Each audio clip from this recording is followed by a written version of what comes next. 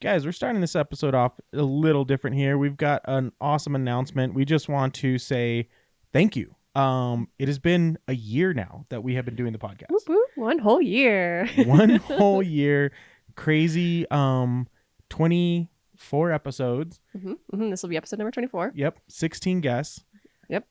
Before we jump into this episode, we have a really cool local artist. Rick from Erica-isms is joining us on this episode here.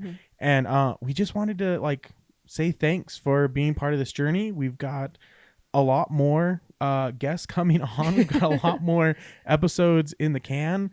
And we look forward to sharing more stories and meeting more of you guys out there in the maker world. But yeah, it's been an awesome year. Seriously, thank you guys for watching, listening, liking, commenting. Your support means the world to us and definitely helps us keep going. Yeah, it's been a weird, we've had a kid. We've started this whole project here, and it has been great. So we started our tutorial videos. And we got more coming of those on the way. Yep. But we just wanted to start this episode off by saying thank you guys, and we'll let you guys jump into the full episode now. Yep. Thanks, guys. Thanks. Guys, welcome back to another episode of Always Making. Thanks for joining us here in the studio again. We have another great, awesome local artist guest here. We have a Rick from Erica-ism. Hi. We can find you on Instagram, TikTok, Facebook, all the above? All of the above under Erica-isms. Yep. Awesome. We are going to get in a conversation here about all the fun, cool stuff you do. We have one of your pieces on the wall, and we've met you a few times at some of the local shows that we were doing.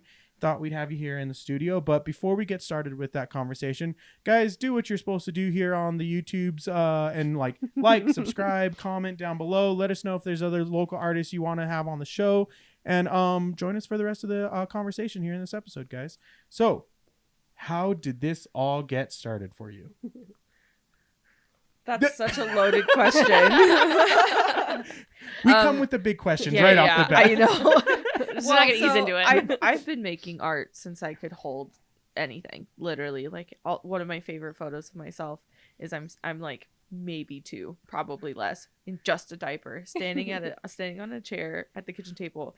I've got pencils and markers and all that kind of stuff, like a utility belt kind of thing? Utility belt, and I've got one in each hand, and I'm bent over the table drawing, and it's one of my favorite pictures of myself. Were you the kid who drew on the walls? No. Oh no. Okay. I never drew on the walls. Always my on little sister would, and then blame me because it's always my art supplies. But yeah, no, I wasn't that kid. Okay, so started as young as 2. Yeah. And now we are. Where did it progress from there? So, I was really committed to it. It's my thing. It's the I can't not make art. And for years and years and years, I was just making to make it, not necessarily saying anything with the art or really putting myself into it.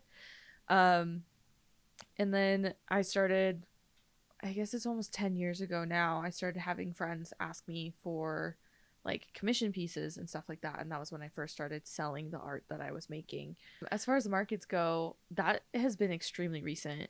Was your first one Craft Lake City? My very first real market was Craft Lake City. Okay, I was looking at your social and kind of just trying to figure out some details, but Craft Lake, that's a big one. It was gnarly. Would not recommend for a first market.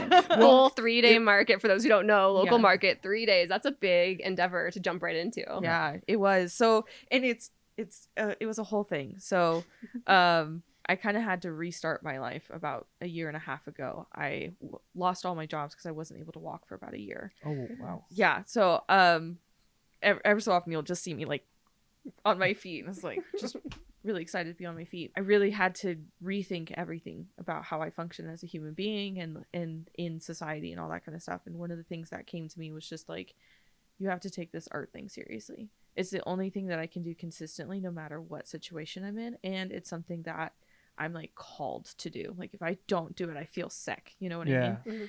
That would have been the end of 2021. And I had decided, I think that next summer, I was I'm going to go to DIY Fest. This is my goal. I actually came back to visit, went to DIY Fest because it's always my favorite festival. Yeah. And I was I'm going to be here next year. I didn't have a job. I was still in a wheelchair. But I was like, I'm going to do this. And when I actually applied for DIY Fest, I didn't have a job either. I had just moved back here from DC, and I was like, I don't know how I'm going to do this. I only have so much credit card movement, And yeah, I made it happen. It was a total fail. Really? I was devastated. Oh no. So as fail as far as like the sales weren't there, or like it was just kind of like other problems or issues? So it was the festival was run well. It was not the festival's fault necessarily. It was huge.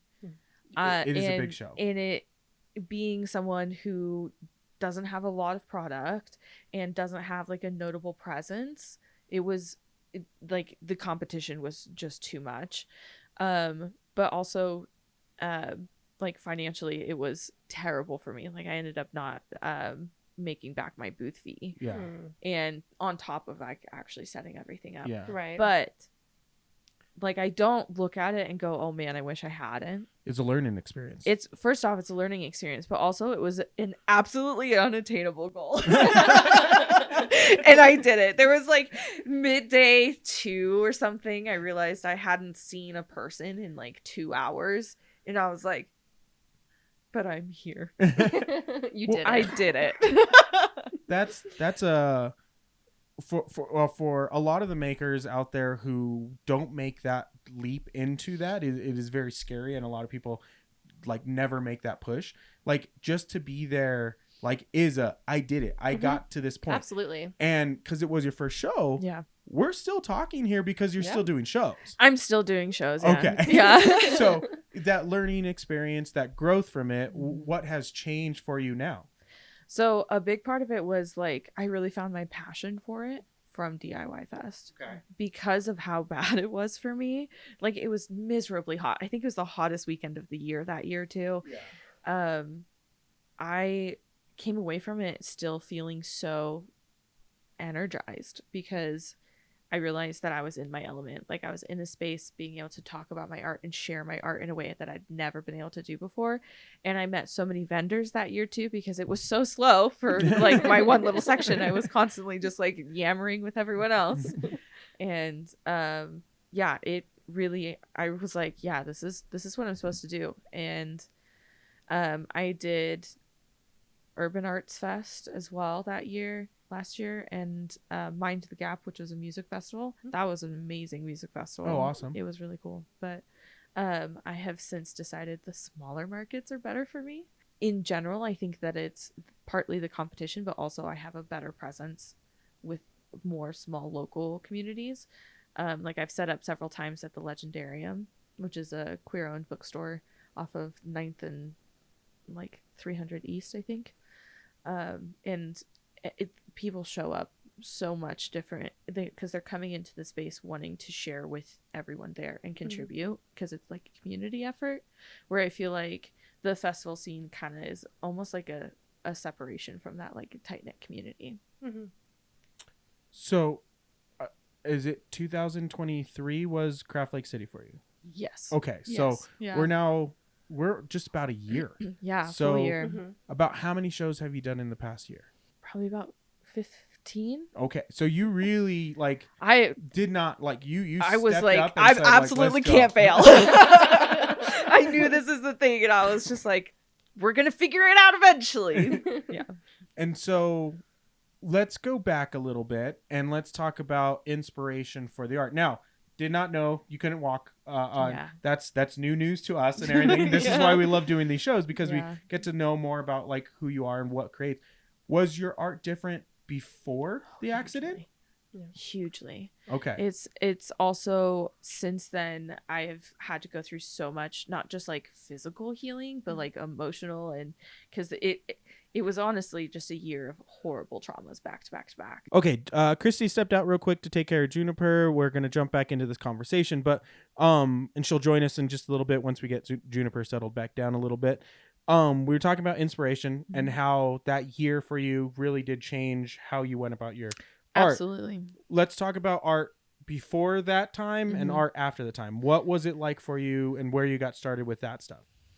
Before, I think that I was just, a lot of it was just kind of pulling ideas from other people and not being super creative about it. But also I had this disconnect where I was making art for the way that it looked instead of the way that it felt. Okay. And after this terrible year, it was actually during my recovery. I was home alone for a month and couldn't walk during that time. It was quite hard. But there was one day that I was sitting there and I was just like, I don't have words. What else can I do? Okay. And started painting, but it was more than that. It was like, I have a feeling that I haven't felt in a while and I need to feel it again. And that was how I like dug back into it. The cow getting beamed up by a UFO painting was the first painting I made after the whole thing happened. And I will not sell that painting. I had it for like hung up for all the markets last year, and it was like for sale or not for sale or $6,000 because the only thing that could bring me more joy than this painting is a paid off credit card. Like literally that's it. But that piece for me was like, okay, what you are doing is making art for you. You're not trying to post it. You're not trying to get it to be sold. You're just going to reconnect with art. And because that was what I had to do at that point. It was my only option for like full recovery. And that's what I did. I have the little series of the little cryptids and things. Like you have my Mothman. Yeah. That was literally just me being like, I'm going to make it because it's cute and fun and it makes me feel good. Yeah. Like the feeling that I get from looking at these is like the when you're sitting around a campfire and you're like really little and sharing ghost stories and you're like really excited but kind of scared. Yeah. But not really. It's that whole cryptid thing, I think like sticks with a lot of people because it is that like reading the Goosebumps stories or reading the like are you scared of the dark kind of stories like when you were a kid, and like are these things real? There's like you want to believe, and then you're like, oh, there's these stories that have like belief to them but there's no evidence. Yeah. And then the evidence that you do see, you're like, so super like, questionable. questionable. Yeah, but it's still a fun thing to kind of like, again, around the campfire or stuff. Yeah. It was for me the idea of cryptids, because I get asked this a lot, especially by like my parents and their friends. They're like, why the monsters? And I'm like, well, if you know about this weird creature with all of this crazy story that's literally just people talking, right? That's beautiful in itself. It is. And I'd rather believe that creature exists to continue these stories than to be like, no, it doesn't exist. Shut up about it. That's a really good way to kind of look at that, because it is one of those, like, there are people out there that are just like, why do you, this seems childish. And yeah. Like, but like, what's wrong with that though?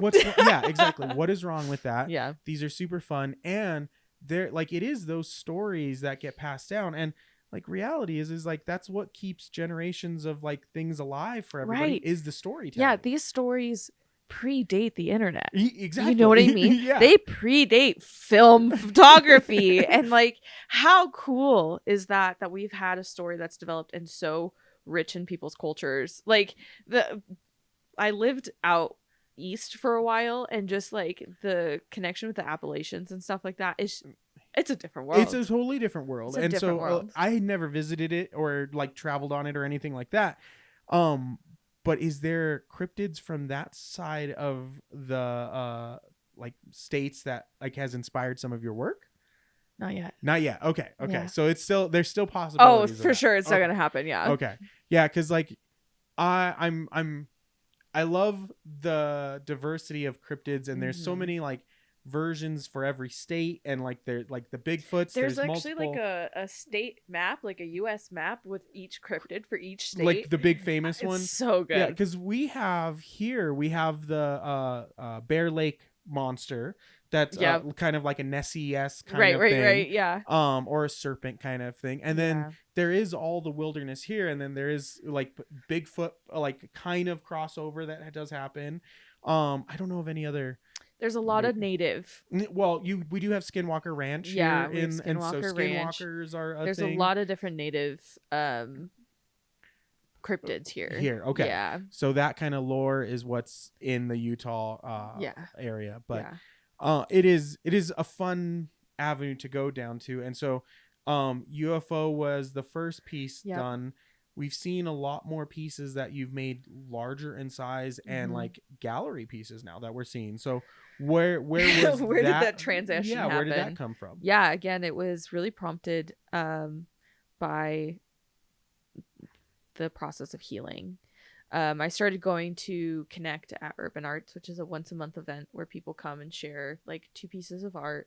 We all talk about it, and then we vote on like 6 pieces to stay at the gallery for the month. Okay, that's cool. It's very cool. It's run by Utah Art Alliance, so it's a nonprofit event, and they actually raise money throughout the year so that at the end of the year, anybody who had a piece that had been voted for gets entered into the finals, and you can win up to like this year. I think the grand prize was over $2,000. Oh wow! Yeah, and going to that event, I was showing the stuff that I was making, which I was proud of. Like, I have my tarot card series as well. There's 2 tarot cards. Let's get real. I have 2 tarot cards. It's the start of a series. So I mean, start of a whole deck, but we got 2 cards.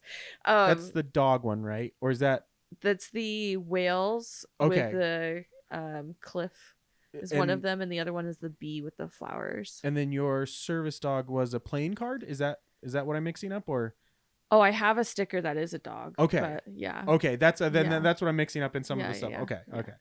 But I was showing that stuff, and listening to everybody's stories and how they connect with art helped me realize how little I was giving my art of myself, like that level of vulnerability, because I wasn't making stuff to express myself. I was making stuff to show people. Yeah. And some stuff happened mid-fall last year that brought up a bunch of past trauma, and in a very significant way. Like, I was I couldn't function for about a week and a half because it was debilitating. Yeah, it was debilitating. And there were some things that I realized that I needed to learn, and one of them was to like, I grew up in a very conservative Christian home, and the way that we were raised really put a priority on my body. The only good it has is its ability to attract a mate and procreate, and I don't fall under those categories. I mean, the whole reason we call ourselves Steadfast Rebels is because we never follow the norm of like what culture has put on us in that sense. So it's totally understandable, and we get where you're coming from in that side of things, because as a creative, as an artist, we find different paths that we like explore, and For sure. they're like, sometimes it's not the perfect picket fence like step. It's reality, though. but it is. Yeah. And that's the thing that is so great about art, that we can express that reality in the pieces that we work and everything. Yeah. So as you discovered that, how did the art change again? Oh my gosh. The stuff I'm making now, I'm like, don't even look at my old stuff. That stuff isn't art. Like, the stuff I'm making now it feels like it. I don't want to get too poetic about it, but it literally just feels like it's talking to me, and I can see every piece, and it's like putting a puzzle together. Every piece that I've done recently feels like placing puzzle pieces together in just layers and building this beautiful, like, it's like the way that I'm painting now is almost sculpting because of the different layers that I put into it. Is that primarily the medium that you play in is paint? Yes. Okay. Yeah. Mostly acrylic paints. Okay. Yeah. Is there other mediums that you play with as Oh, well? I love everything. Okay. I do digital. I don't enjoy digital quite as much.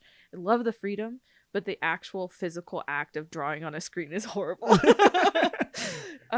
See, like, I do the like kind of reverse, because I'm not really good with the paint mediums without like my digital proof first kind of thing. Yeah, So, no, like, I definitely do that like, too, though. I need that aspect of it, but like that's why I love the screen printing side of things, because my hands get dirty with the art that I make, like with the like different poster work and stuff that we do. I enjoy that it's like the digital, but like it sounds like a lot of it is that paint like is The what physical action is You- your side of it for sure. You know how they say the reason that smoking is so hard to quit is not because of the nicotine, it's actually because of the physical ritual of it. Okay. And I feel the same about painting. Like I can't, if I don't put a brush to paper or like to brush to canvas for a little while, I start to I itch. say how often does that itch come? Like, Oh my gosh, so many times a day. Today alone, so I walk dogs for a living, Mhm. and today I got a photo that I saw the picture and I was like, I gotta paint this. So do you, when like out in those kind of situations, do you have stuff with you to like do it right then and there, or do you like take that picture, capture that moment, take it as best you can, and then like come back and let that like just free flow happen? Yeah, this is only like the second or third time that it's happened, and it's all been this week. But literally, Wednesday was the last time that I had this happen, and I was like, I took the picture. It was probably 9 a.m. All I was thinking with every step I took that day is like, this painting, Gotta get back to it. It's gonna look like this. I wanted to have this, that, and the other thing. I'm gonna get this painting. When I tell you it's like an addiction, it is. I truly physically cannot live without it. Yeah, like I carry around one of my like older digital cameras with me, and Yeah. sometimes a film camera with me, depending on like the day and where I'm going. But like I always have something with me, and like to snap that photo. The same thing, I like if I don't like leave it in, or I leave my camera in the car or something, I like have my phone, and it's like, oh, this is really cool. I need this reference photo Yeah. for this. I need like, and then like I have a Google Keep sheet that just has ideas that just get like knocked down, and I'm like, okay, I remember why I wrote peanut butter something, Oh but my like, gosh. Yeah, I shoot, could what pull was up my mine idea? and I could read it out to you and you'd be like, I understand that gibberish. Yeah, and like, okay, and then there's That's some like that, looking through my sketchbooks too, Yeah. because it's like 17 blobs and with like arrows and random words, and you're like, that's probably gonna be something. like, I'll figure this out. I'll come Yeah. back to this one. Yeah, I'm like, well, I'll let that one marinate a little bit. Yeah. So the gallery side of things Yeah. is fairly new for you. What, Yeah. within 6 months or within the year as well? Within a year as Okay. well. My first Connect event was March of last year, I believe. Around then. Sometime in the spring of last year. And that was when I started getting more connected with the artist community. When I moved out here, I was really thinking I was just gonna be able to like fall back into place with all my friends that I had previously, Yeah. and it fully did not happen. And Was it that everyone's kind of gone separate directions, or like I was off of also it the kind of only thing? one that left. Okay. So I've been gone for like 8 years at this point. So it was a whole different world when you came back. Yeah. Yeah. Which is fine. Understandable. Yeah. And there was a moment of grief for that for sure. But then someone challenged me and was just like, look at it as an opportunity. It's like, now I get to curate the kind of people that I have around me to continue furthering me as a human being. Like people that engage in and grow and like be able to have that exchange of building each other up more, you know? And I was like, okay, well, we're doing this art thing, so might as well start there. Talk And with artists. yeah, talk with artists. And yeah, going to Connect really started all of that. I did like a paint night at Urban Arts. I met a bunch of people through that and started getting in, like making different connections, and then DIY Fest with the vendors and everything. It's just, it actually really snowballed really quickly. As I'm telling you this right now, I was like, oh You're my gosh, how am I here right now? I mean, when you think about it, it's been a year, and Yeah. all of this is like 15 shows, gallery events, all Yeah. these different things for you within a year. That is a huge step that a lot of people don't take, and that's like putting yourself in a vulnerable position to be in this art world takes a lot of courage to get to where you're at now. You have to be with that. so used to rejection or Oh, know how to cope with it. 100%. That is one thing. I had someone ask me, like, I want to get into vending because I want to make money off of my art. And I was like, Be okay with no. Be okay with not making money like Yeah. on certain shows. Like you have to find value outside of that. Like the value is not how much money you're making, it's you sharing something with people. Yeah. We share this all the time on the show. Is there is a natural high that happens when you do a show and you get done and you finish and you come back, and you It's like said a perfect little present that you just you said it with DIY Fest, where you did not make your money back. You lost on your supplies probably Mm-hmm. on, and like you still walked away going, I'm going to continue doing this. I wanted more of this kind of thing. That is not built for everybody. For sure. And that's okay. Like for some people, Also the like flow of work of being like, okay, you're like steady hardworking, and then you have a peak of chaos. yeah, And then being able to come back down and be able to function on that level again. That's not everyone can do that either. It is not a normal thing as well. And so for some people, like an Etsy store or an online shop is the amount that they want to do, because doing a weekend show does take a lot. Doing an evening show after work kind of thing does take a lot kind of thing. And so you're walking dogs. Like, so you're going like all day I am, with hyperactive preschoolers when you think about it. And then you got to go deal with a crowd of people at a show at the end of the night, and you have to be on. You have to like tell your story, tell the reason why you make this stuff, share this stuff with people. And then there's times where those shows are going to be kind of quiet, and maybe someone's not going to, and you walk away going, but you still go like, hey, that one interaction with that one person was worth it to come back and do it again. Not only that, but it's also finding the value in what you are doing as a person. Oh, 100%. Period. Right? Yeah. Like it is that security and knowing I'm still valuable regardless of the rejection that I experienced today. And that is, like I said, that's not something that everybody has the capability of. They don't have the practice. I'm not going to say they don't have the capability, but it is a tough thing to get over and to like build that confidence in what you're doing. And again, anybody who is willing to try, I wholeheartedly give them like, do what you can. Yeah. But it be aware of what you're getting into. So I do want to ask this question then. From the first show, what advice do you have for anybody looking at potentially starting their first show? Maybe this market season for some people listening to the show. The biggest thing that I would say is only sell what you can back. Break that down a little more for me. Sure. I know that there is often a thing where you make something that you don't like and then everybody else loves it.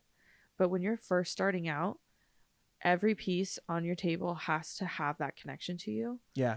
So that you can sell it. Okay. Yeah. You know what I mean? Yeah. Not just so you can sell it, but so you can sit there with confidence that the items that I've presented in front of everybody are worth their time, because I feel that they're worth it. Yeah. You know what I mean? 100%. That makes total sense in the grand scheme.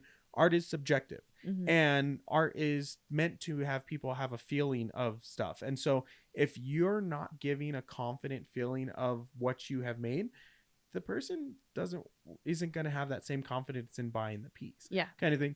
Like there are artists that get away with throwing paint on a canvas and that's, there's nothing wrong with it. There's some cool pieces that look very cool. There is definitely skill to throwing paint. but there are some times where you go, why did someone just buy that? Yeah, exactly. Yeah. You just did that because you like it's the trend or it's the thing that's This is the same thing. Like I get into this about AI art as well. Yeah. I hear people advocating for it as an accessibility thing, but I'm like, okay, but where's the heart? Yeah. For me, the AI is a tool that, like, if you put it in your tool belt with all your other tools, it is great. Thing. It is not something that is like a finished product to go put on the thing. You can't put your name on it. No, not at all. You didn't make it. Yeah. Like there are things where I go, hey, I have this idea in my head. I can't flesh it out. I can't solidify it. Boom. Here it gets, oh my God, that gives me a direction. Yes. And then I can go from that direction and then put me into it. Not take that and just go, hey, let me print this and put it on a wall and let that One of the things that I'm most passionate about is remove every barrier you can from making art the way that you want to. Yeah. So for me, like literally just purchasing paint markers completely changed the game for me. Yeah. Because I was making art digitally that I was really proud of the style, but I couldn't translate it to my paintings. And then I got paint markers and I was like, oh, here we go. Yeah. But I want to put this as a challenge too with the AI art and using it as a tool even to like flesh out those ideas. Ever so often push yourself to try to flesh it out. You know what I mean? Because I think a lot of like where the problem comes with using AI specifically is that it's easy. It's a crutch in a crutch. Yeah. And it's a beautiful tool, as can be a lot of things, right? Like, But it should not be your only tool in your tool belt. you should also learn how to do it without it. Like the whole Yeah. calculator thing. You should also learn how to do math without a But calculator. calculators are so easy, and you're always going to have one on you, and that's fantastic. But no, I don't. wholeheartedly agree. There is a time and place where that is a tool Yeah. to have, Yeah. but that is not the only tool you should be capable of using. And you should always exercise your own first. Yeah. You know And what I so mean? I agree with you Yeah. in that Yeah. aspect of it, for sure. When you came to the conclusion, I'm going to start doing shows, Yeah. what was the thought process in how you set up booth and how you went forward? Because your booth setup from day one is different from where it is now. It's different every single time. I take a photo every time, and on my highlights on Instagram, you can see every different rendition. Yeah. So where did the first one come from? Where you're at right now? Like, how has that changed for you? So, day 1 to day 3, I had 3 separate setups On the one show for at all of DIY DIY Fest. Fest. I Oh. changed it every day. I will say we did similar things with some of the layouts of how we're like, let's move this here, Mhm. and like maybe it draws a different attention kind of thing. And so Yeah. we did on our first DIY Fest, we did, I think, do the same, but not to like where we redid a whole. Oh yeah, Oh, no, boo. I like changed where the tables were. I changed where things were on the wall, like Yeah. the whole thing. I actually had I won't go into the whole story of it. I met Isaac from IH Squared. Okay, yeah. He like came by my booth and we started chatting, and it was just funny because I'd had like 6 instances previous to that where people were like, "You need to meet him. You need to meet him. You need to meet him." And I'm like, "Yeah, I get it." Like, I've been following the guy for years. Our first but- DIY Fest, he was actually the booth right across from Oh, us. And everything. amazing. Yeah. and he's the guy to talk about markets with, right? He's done a crap ton of He's them. been doing them since he was 14 years old. Yeah. Yeah. And like his setup is dialed in. Oh my gosh, Yeah. yeah. I mean, from start to finish, yeah. Yeah. But so he came by my booth and was just like, I was like, tips, Help. please Yeah. give me. And so he literally sat with me for I don't know, like an hour or something. Wow, that's very And we cool. like moved stuff, and he pointed at things, and I was like, yep. Writing all And these notes yeah, down, so like yeah. yeah, I changed my setup like immediately, and I have since every show is a little different kind of crowds, different time lengths, I think, determine on how I set up as well. Because if it's going to be a longer show, I want to have set up behind the table so I can have gear, you Yeah. know, food, all Yeah. that kind of stuff. But when it's like a shorter show, I prefer being up in front of the table or right next to the table. And so like all of those are kind of different. And every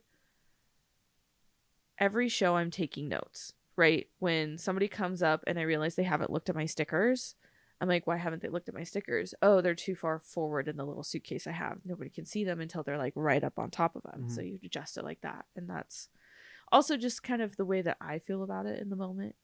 I had for, I think it was it's the Urban Arts setup essentially is what I had. And I had made it so compact. The other tip that I would give to people who are just starting into vending is don't try to fill a 10 by 10 if you don't have 10 by 10 worth of product. Yeah. You know, like you can still rent or you know, Like, book a space. yeah, you can still book a 10 by 10 space without taking all of it up. It is better to display your stuff per your stuff rather than the space that you have. Yeah. And that was one of the biggest takeaways I had after DIY Fest was like, don't try to fill this booth. You don't have the stuff to fill this booth.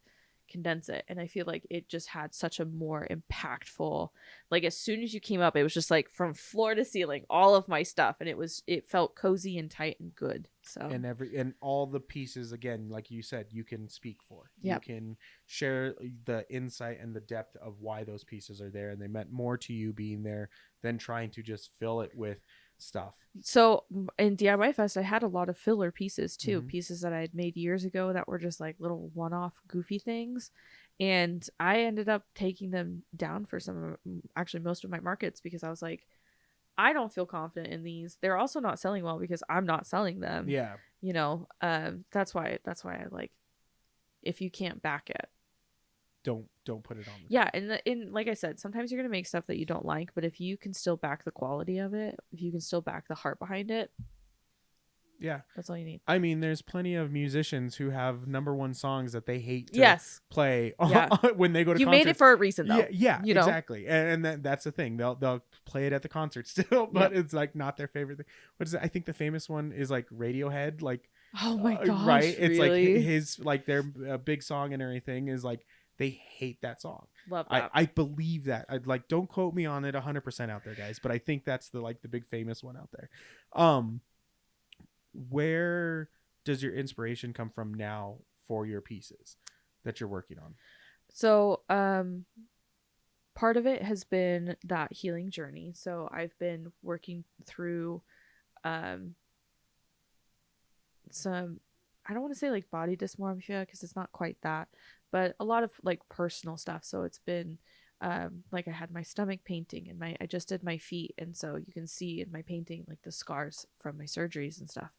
And that's where those inspiration come from. I actually write a love letter to myself on the back of each of those paintings. Oh, very cool. And yeah, that's where that inspiration comes from. Everything else that I've been making has been just taking in the world around me, and I utilize my mental health. My mental illness is basically what I'm doing. I have like a dissociative disorder, so a lot of times I disengage to the point where everything's just a story. You know, it's not reality. And I'm trying to like reclaim that and being like, these are real moments that you've made into these beautiful stories, instead of and like you're telling a good story with it instead of just pretending it doesn't exist or just like removing myself from it. I'm like digging into it. And so I've been capturing a lot of photos, which is so funny to me. I've never taken to photography. Like I always take a lot of photos because I love the memories, but I've never like had the eye for it or the desire, I guess. Fair. I mean, when it comes to photography, it's just as much as art, like any art, where It is is subjective, and some people's photography is really cool. Some photography, I'm like, it's a picture. It's a picture. It's a picture, and it's not blurry. Good job. Yeah. And so I'm like, but to each their own in that Right. kind of sense. And so, I mean, they're like, I know my cup of tea for photography is not everybody's like thing out there for what it is, but that's.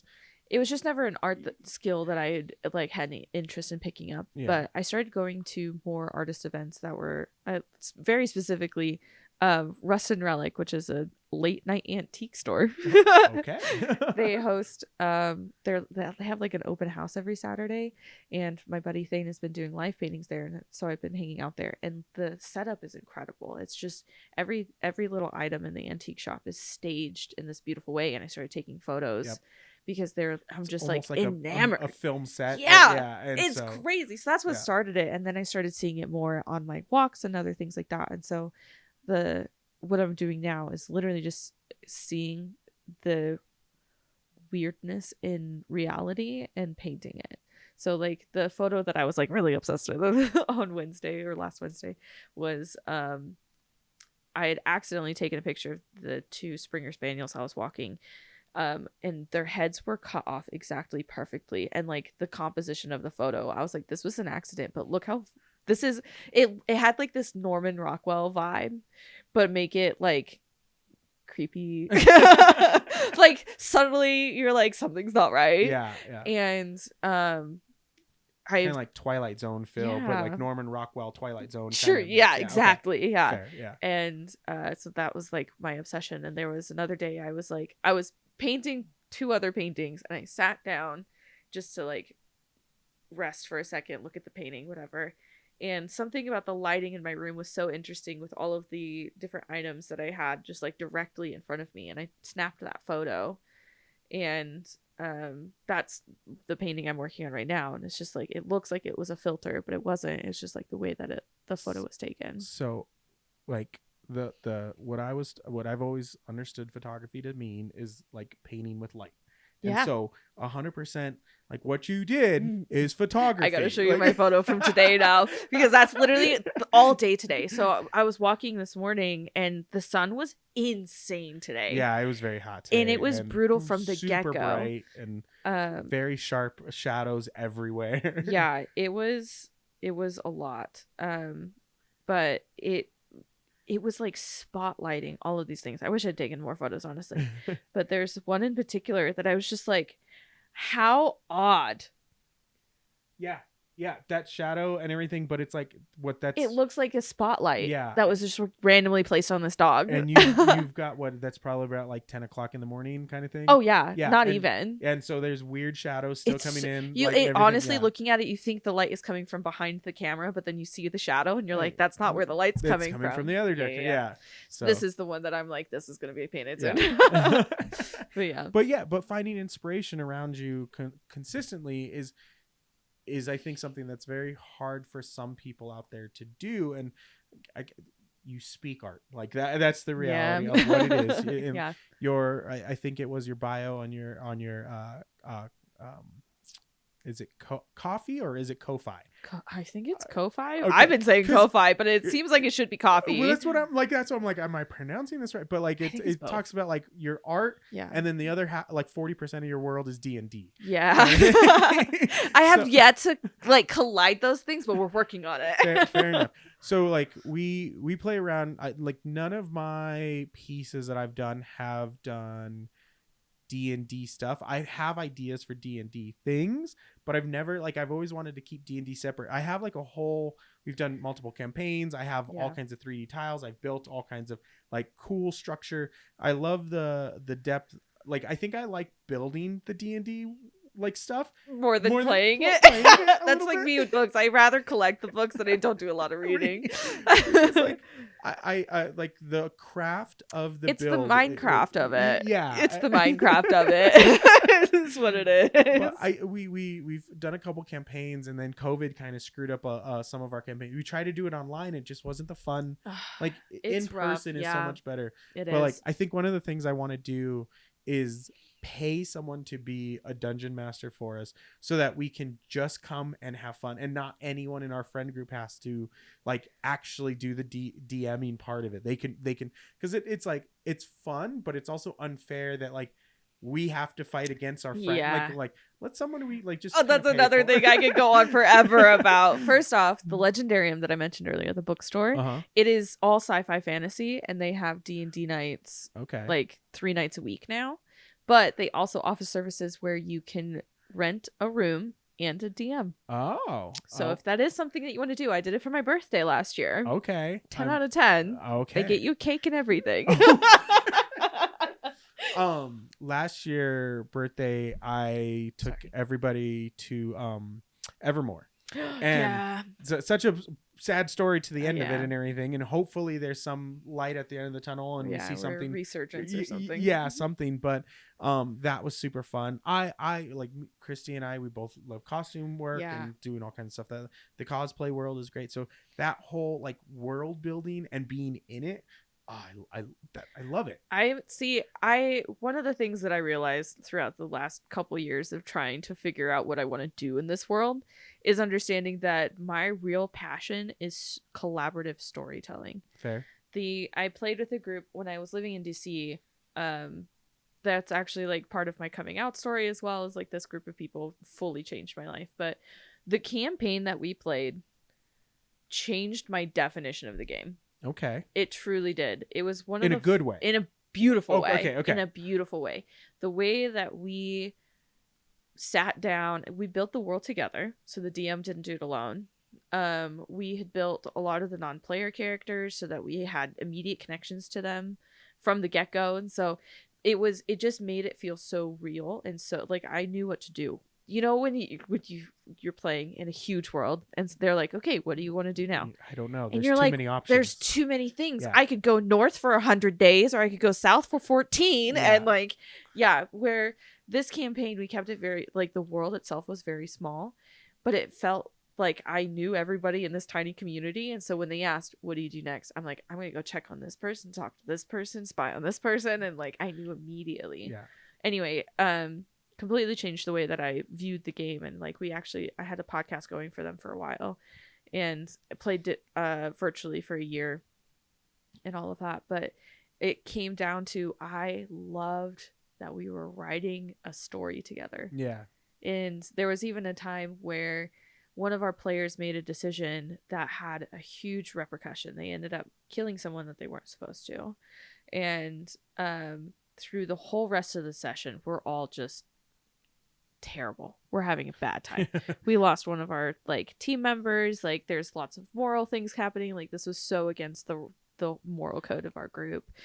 And after the session, we had a check-in, which is another thing that I'd never had in a D&D world. Was like there were so many check-ins, and like we set boundaries and things that we don't want to talk about, or things that we want to be like warned about, and things like that. Anyway, very accommodating. Yeah. So at the end of this, we did a check-in, and everyone was like, I hated that. And the DM was like, cool, let's rewrite it. And we were all like, what? It's like, this is our game. Yeah. We make this game. Yeah. Why would we continue playing something That's not when it's not fun? Yeah. Consequences are still like, there's still consequences that you don't like, but there's a difference between not liking it and not having fun. Yeah. And that was super not fun. So our next session, we just Well, like the thing I do enjoy watching some of the online like Dungeons and Dragons, like that the campaigns that are being built are so huge. Well, not huge, but they're just so fun that they're not. We listen to different podcasts. We probably do. But like it is the hang out with our friends and have fun, not the I'm going to stick by these rules. I'm going to build Lord of the Rings. Yeah, but make it my own. And it doesn't like great that's what you want to go into. But we love that journey for you. That was the voice that you just took. I like if you're having fun with your friends, I want to be around that table having fun with you. And so that's the stuff I really enjoy about the whole D&D community. Exactly. Yeah. So let's talk about this. I wanted to hit it at the very beginning because of all the conversation we were having, but we kind of just I could talk forever. I'm sorry. That's okay. We're on a podcast. We're meant to talk. Yeah. Community. Yeah. It sounds like, and I've had this conversation before with other guests, it's a very important thing that helped push where you're at today. 100%. How do people out there find their community? How did you find yours? This is actually something that comes up all the time. I was actually homeschooled as a kid, and so I had to figure out how to make friends outside of school. Yeah, I know. There's a lot of lore. We don't need to get into all of it. But one of the advantages of being homeschooled, and the way that I was homeschooled specifically, was that I was forced to build those social interactions naturally. Okay. I was not stuck in a room with 30 other kids my age 8 hours a day. And so you just get involved in what you want to do. That's literally it. And that was what I did as a kid. I would do like stuff at the library. I'd volunteer at the library. I volunteered at a conservation park for like exotic animals. I played sports. Like that's how you meet people. It's exactly the same way as an adult. It just feels harder because you were so used to just being in the space with people and having friends, right? Like a lot of people idealize or romanticize their high school friendships because of that. But that was like, I came here with basically nothing twice over now. Like Utah has been my reset place. It's not my choice. It just happens this way. Some cosmic magnet here or something. But it's the mountains. The mountains are calling. Sure. It could be the mountains.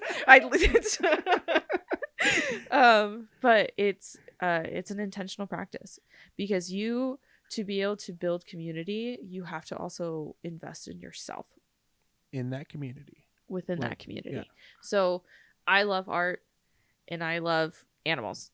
What are the two things that I can go and do where I can meet other people who are doing those things? There's like a weird dating tip that says, like, if you want to date someone you meet at the gym versus not, because you already know that they're working towards themselves the same way that you do.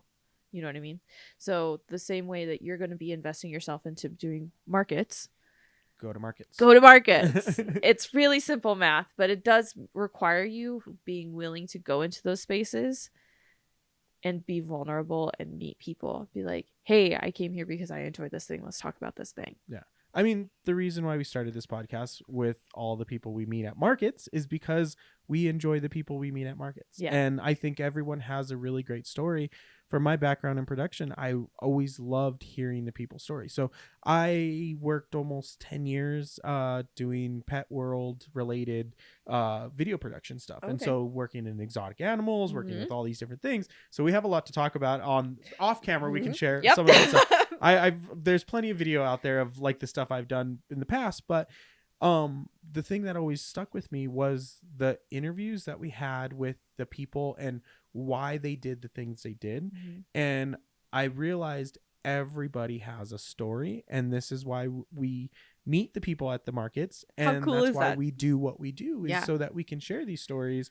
with whoever's out there on the other side of this camera or on the other side of the speaker of the podcast, listening to what they have to do. And I hope, and I like one person, that's all I hope, one person gets the itch to go, I'm gonna go try to do a market Yeah. and see what happens, Yeah. and kind of thing. And I hope their success. Yeah. And that's like, I could be doing this and never have success, and I'm okay with it, because I'm, like you said, you're comfortable with what you're doing and Yeah. having fun with what you're doing. There's value beyond success. Correct. Yeah. And so, but it is a awesome thing to continue having these conversations with fellow artists who find that voice and are confident, even with all the crazy stuff that gets thrown at them, to continue trying. And like, again, we go back to your first show. It was, I don't want to say it's a disaster, but it wasn't a success Yeah. to what It the was a dumpster fire, normal people would see as a success. Yeah. But as us,